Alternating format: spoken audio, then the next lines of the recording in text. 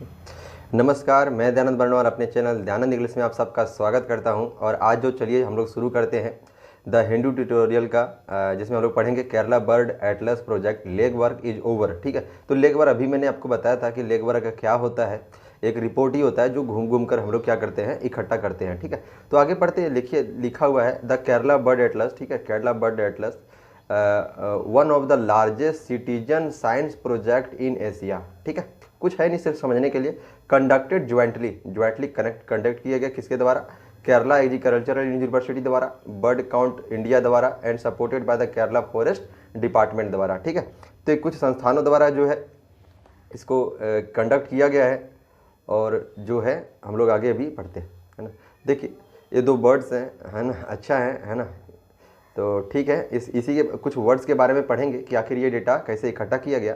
ठीक है, तो देखिए, दिस मैमूथ एक्सरसाइज एक बहुत भी बड़ा एक्सरसाइज था, काम था।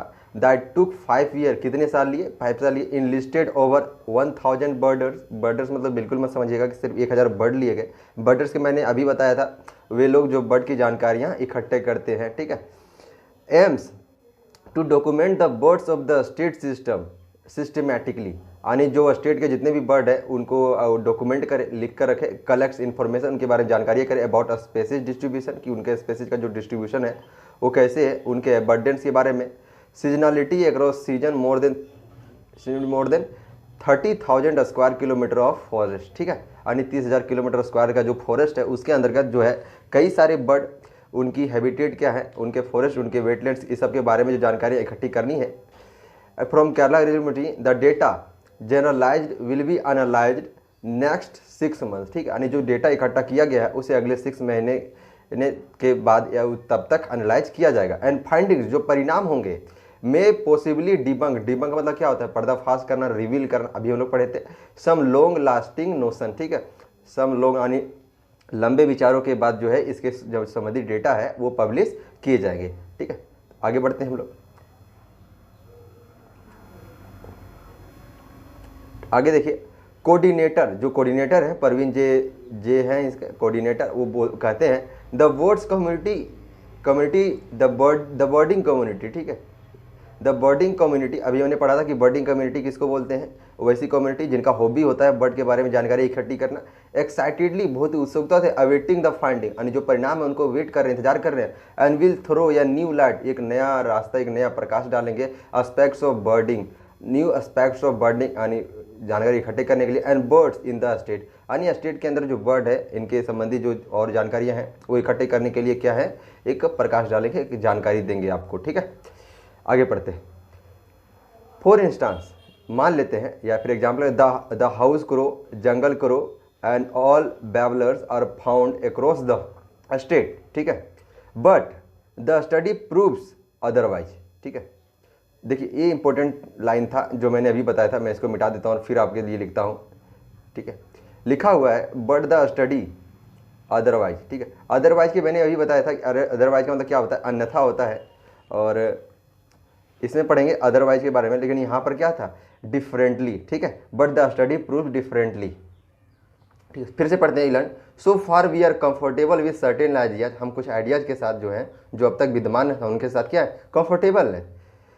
For instance, the house crow, jungle crow and babblers are found across the state. ठीक है, यानी सिर्फ ये कहना कि जो हाउस क्रो हैं, जंगल क्रो हैं या फिर बैबलर्स हैं वो स्टेट के अंदर पाए जाते हैं। But the study proves otherwise, यानी स्टडी जो ये स्टडी किया गया वो डिफरेंट है, यानी जो अब तक हम लोग ये मानकर चलते थे उससे क्या है, थोड़ा डिफरेंट है। Such observations and information will be established once the data is studied. ठीक है, यानी जो डेटा स्टडीड कर लिए गए हैं उनके बाद ये सारी जानकारियाँ क्या की जाएगी, पब्लिक की जाएगी, इकट्ठी। कंडक्टेड ओवर 2 सीजन, यानी ये जो डेटा है वो कंडक्टेड 2 सीजन में किया गया। पहला जनवरी टू मार्च में, है ना, जनवरी टू मार्च में एंड फिर जुलाई से सितंबर के बीच में। ठीक है, आगे देखते हैं। The area was divided into 38,000 grids of 1 square kilometre. यहाँ पर सिंपली है कि जो केरल का जो लैंड है उसमें यदि हमको बर्ड की जानकारी इकट्ठी करनी है तो हम उसको कैसे काउंट करेंगे। तो उन लोगों ने क्या किया कि जो बर्ड्स का जो सेंचुरी था ना उसके 38,000 grid of 1 square kilometre each, ठीक है, यानी इसको डिवाइड कर दिया और हर एक तरह से ग्रिड बांट दिया 38,000 ग्रिड्स ऑफ 1 स्क्वायर किलोमीटर, है ना, एंड कन्वर्टेड टू 4,000 सेल, ठीक है, यानी जो 38,000 ग्रिड का जो क्षेत्रफल था उसको 4,000 सेल में बांट दिया, समझो। And the entire state was broken The entire state was broken into block of 6 into 6 into 6 kilometre each. Each was then divided into 3.3. यानी एक तरह समझिए कि सेल बाई सेल बांटता चला गया। पहले 38,000 बांटा, 38,000 को 4,000 में बांटा, फिर 4,000 को जो है 6 में बांटा, अब इस 6 जो बांटा उसको अब 3 में बांट दिया, है ना, ताकि जानकारी अच्छे से अच्छी इकट्ठी की जा सके, ठीक है। These were farther partition into 111, ठीक है। यानी अब ध्यान दीजिए कि कितने भागों में बांटकर जो है एक बर्ड की जो स्टडी है वो की गई। From the last one sub cell we randomly selected for rigorous, rigorous मतलब बहुत ही अंदर की जानकारी, समझिए बहुत ही कठोर जानकारी, या फिर ऐसी जानकारी जो कंप्लीट जानकारी बोलते हैं ना उसको रिगोरस जानकारी बोलिए, rigorous and scientific mapping on bird distribution in the state, ठीक है। चलिए ठीक है, आगे बढ़ते हैं हम लोग। आगे देखिए, What is unusual about the survey is that it enlisted citizens birders. Citizen birders मतलब क्या होता है? अभी मैंने बताया था कि वैसे लोग जो बर्ड की जानकारियाँ एज ए हॉबी इकट्ठे करते हैं, तो इसकी सबसे अनयूजुअल मतलब जो एक्चुअली फॉर्मल नहीं होता है उस क्या थी कि इसमें उन लोगों को शामिल किया गया जो बर्ड्स के क्या थे, ऑब्जर्वर थे, बर्ड को जानना और पहचानना उनकी एक हॉबी की तरह थी, ठीक है। And help the process around 1,000 volunteer, लगभग इसमें 1,000 वॉलंटियर जो है इंगेज हुए और ऑलमोस्ट 25 एनजीओ संस्थानें भी पार्टिसिपेट की, ठीक है। We were capacitating the participants, so it is a win win situation. Win win situation अभी बताए थे, दोनों के लिए लाभदायक सिचुएशन थी, मतलब जो जानकारी इकट्ठे कर रहे थे, जो अधिकारी लोग जो मैपिंग कर रहे थे, फॉरेस्ट डिपार्टमेंट या फिर जो संस्थानें मिलकर, उनके लिए भी फायदेमंद था कि उनको डेटा मिल रहा था, और जिन लोगों को बर्ड्स का अध्ययन करना जो हॉबी है उनके लिए भी ये क्या था, फायदेमंद था, एक मौका था सीखने का, ठीक है। तो दोनों के लिए क्या था, एक विन विन सिचुएशन था, ठीक है। The individuals were excited to learn the ropes of birding, यानी जो इंडिविजुअल से जो लोग जुड़े वॉलंटियर थे वो लोग एक्साइटेड थे कि वो बर्ड के बारे में क्या कर रहे हैं, जान रहे हैं। एंड बर्ड सर्वे टेक्निक, और बर्ड्स के सर्वे कैसे किया जाता है वो ये टेक्निक को भी सीख रहे थे। Beginner who join 2015 had become expert, ठीक है, यानी जो बिगनर 2015 में ज्वाइन किए अब वो एक्सपर्ट हो चुके हैं उस चीज़ में। By the end of it says Narveen, क्या नाम लिखा हुआ है, ठीक है। आगे बढ़ते हैं हम लोग, देखिए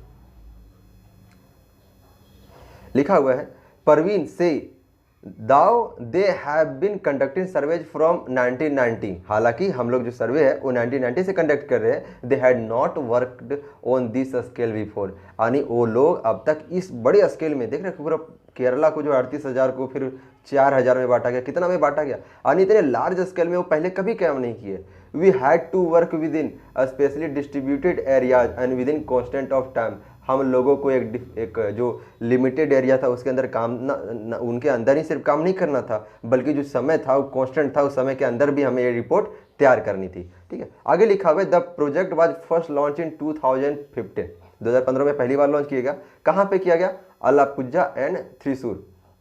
देखिए, the former being the smallest district with A thriving birds community, ठीक है, आने में ये वो जिले थे जहाँ जो छोटे थे, पुराने थे, लेकिन यहाँ पर क्या था, एक बर्ड्स कम्युनिटी थी, यानी पक्षियों का एक समूह था जो थ्राइव कर रहा था, प्रोग्रेस कर रहा था वो, ठीक है। One concluded successfully in a year, ठीक है, it was rolled out across the state. एक बार यदि ये पूरा तरह से जानकारी इकट्ठी की गई, सफलतापूर्वक की जानकारी को कंक्लूड कर दिया गया, इसे 1 साल के अंदर क्या किया जाएगा, रोल्ड आउट कर दिया, यानी लोगों को बता दिया जाएगा, ठीक है। आगे देखते हैं, देखिए लिखा हुआ है, the requirements to conduct a survey in forest and non forest areas and rural and urban areas, ठीक है, हैड डिफरेंट चैलेंजेस, ठीक है, यानी जो सर्वे आप कंडक्ट कर रहे हो वो रूरल में हो या फिर फॉरेस्ट हो, नॉन फॉरेस्ट हो, अर्बन हो, ये सारी जगहों पर क्या होता है, अलग अलग तरह के चैलेंज आते। एक्सप्लेन परवीन ने बताया, ठीक है।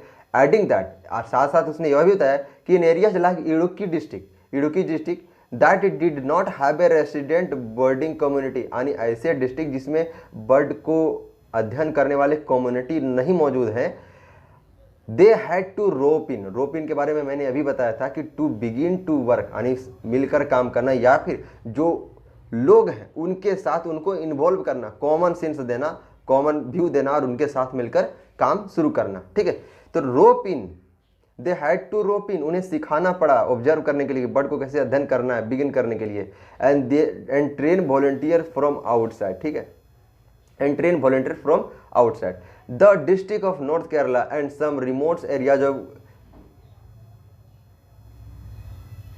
ठीक है, देखिए that is and some remote areas of Kasaragod, Wayanad and Kannur also came with some challenges, यानी कुछ एरिया में कुछ चैलेंज आ रहे थे। कई जगह तो थे तो लोग कम्युनिटी थे जिनका हॉबी ही था बर्ड को जानकारी इकट्ठे करना, तो वो इकट्ठे करते, लेकिन कुछ एरिया ऐसी थी जहां पर लोगों का हॉबी नहीं था बर्ड के बारे में एक्टिव करना, इसलिए उनको क्या करना पड़ा, रोपिन करना। रोपिन मतलब उसको ट्रेन करना पड़ा, उनको कॉमन सेंस, जो कॉमन वर्क था, जो सेम वर्क था, उसमें उनको इंगेज करना पड़ा ताकि वो सीख सके और फिर जानकारी इकट्ठे करने में मदद कर सके। ठीक है, the Kerala forest department pitched इन, अभी मैंने आपको पिच्ड इन बताया था, पिच्ड इन मतलब क्या बताया था, ठीक है, तो पिच्ड इन मतलब साथ मिलकर काम करना या फिर काम को शुरू करना। ठीक है, तो pitched in areas such as Periyar forest reserve, Myanmar wildlife division and Parambikulam tiger reserve, there were almost 80 birders participated. ठीक है, वहां पर लगभग कितने 80 बर्ड को पार्टिसिपेट किया।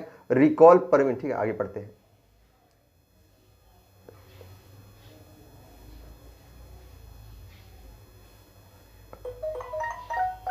देखिए the reserve etcetera were almost 80 birders participated, यानी जो बर्ड की जानकारी इकट्ठी करते थे वो इन एरिया में लगभग 80 बर्ड्स का पार्टिसिपेट किए। रिकॉल्स परमिट, बर्ड वाचर, यानी जो बर्ड को देख रहे थे from Tamil Nadu, Karnataka, Maharashtra, two were invited to participate in a forest survey, उन लोगों को भी इन्वाइट किएगा। मैक्सिमम रोड्रीनेज, ठीक है, who headed the project in Kasaragod and was earlier part of the Kannur Bird Atlas in 2016 says it has been one of the most fascinating project, fascinating आकर्षित करने वाला project था that has he worked in, जिसमें वो काम कर चुके थे। आगे पढ़ते हैं, लिखा हुआ है, ठीक है, in 2017 he was put in charge of a pilot study and inducted volunteers via social media. ठीक है, उनको एक पायलट स्टडी के रूप में रिक्रूट किया गया और वॉलंटियर के रूप में कुछ सोशल मीडिया से उन्होंने इंडक्ट किया। Kasaragod had been divided into 187, जो कासरगोड का इलाका था उसको 187 में डिवाइड किया गया। एंड मैगजीम कवर्ड 80 सेल्स, ठीक है, ठीक है, और मैगजीन जो थे वो कितने, देखिए मैगजीन यहाँ था ना, मैगजीन रोजरवुड, ठीक है, तो मैगजीन को कितना सेल दिया गया, 80 सेल दिया गया। Each demarcated area had a 1 hour survey, यानी जो भी एरिया चिन्हित किया गया था, डिमार्क मतलब चिन्हित करना, उसके लिए 1 घंटे का समय दिया गया था।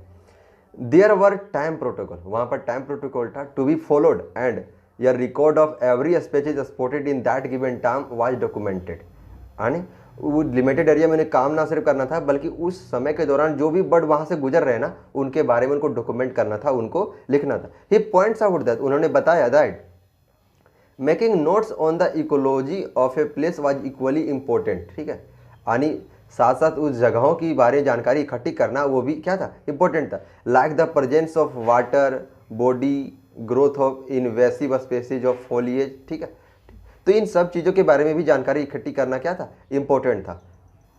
ठीक है, क्योंकि यहाँ पर सिर्फ बर्ड के नंबर के बारे में नहीं, बर्ड के हैबिटेट के बारे में भी अध्ययन किया जा रहा था, तो इसलिए सारी चीज़ें क्या थी, इंपॉर्टेंट थी। ठीक, आगे देखते हैं। From a bird conservation point says Nameer, they now have a baseline data of the birds of Kerala as of 2020। The beauty is that the data is very structured and if the process is repeated after 5 and 10 years, one will be able to compare the distribution of birds of Kerala. This information can be used for long term management of the habitat as well as the bird species. एक last word है, एक जो conclusion part होता है passage का, वो दिया गया है कि एक बहुत ही बेहतरीन डेटा है, एक स्ट्रक्चर डेटा है केरला के बारे में, केरला में रहने वाले पक्षियों के बारे में। अगर यही डेटा को 5-10 सालों तक रिपीट किया जाता है, 5-5, 10-10 साल में, तो ना सिर्फ हम बर्ड्स के हैबिटेट के बारे में बल्कि उनके बारे में हर तरह की जानकारी को रख सकते हैं, उनके संरक्षण में, जो हमारे लिए क्या होगा, फायदेमंद होगा। तो आशा करते हैं आपका हमारा ये एडिटोरियल अच्छा लगा होगा। इनसे रिलेटेड जो वर्ड थे हमने पहले डिस्कस कर दिए थे, तो आप इसको गो थ्रू कीजिए। ये जो PDF है वो हम यूट्यूब के हमने डिस्क्रिप्शन में डाल देंगे, आप वहाँ से भी ये PDF पढ़ सकते हैं, ऐसे रोज़ डालते रहेंगे। तो अगर आपने हमारा चैनल दयानंद इंग्लिश को सब्सक्राइब नहीं किया है तो जरूर सब्सक्राइब करें, ठीक है। तो धन्यवाद।